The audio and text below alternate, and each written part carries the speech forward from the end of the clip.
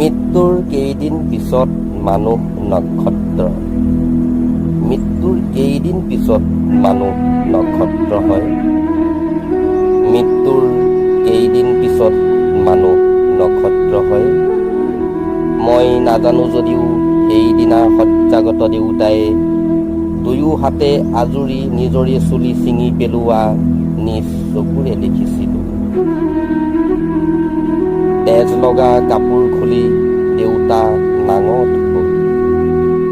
ছালৰ তলৰ চন্দনৰ চন্দুময় শৰীৰটোলৈ মই যে লাগি চাই আছিলোঁ। মন্ত্ৰমুগ্ধৰ দৰে মই ক'লোঁ, তোমাৰ দেৱত্বৰ আধা ভাগ মোক দিয়া দেউতা, তোমাৰ দেৱত্বৰ আধা ভাগ মোক দিয়া দেউতা। মমতা নামৰ পাৰ্থিৱ প্ৰিয় নদীৰ কলতান সেইদিনা দেউতাৰ গানত নপৰিল।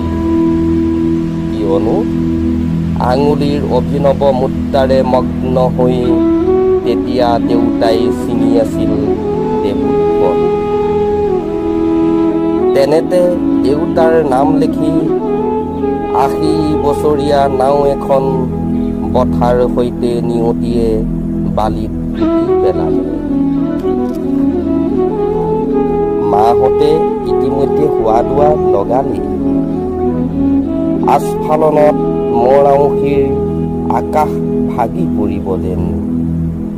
মৃত্যুৰ কেইদিন পিছত মানুহ নক্ষত্ৰ হয়।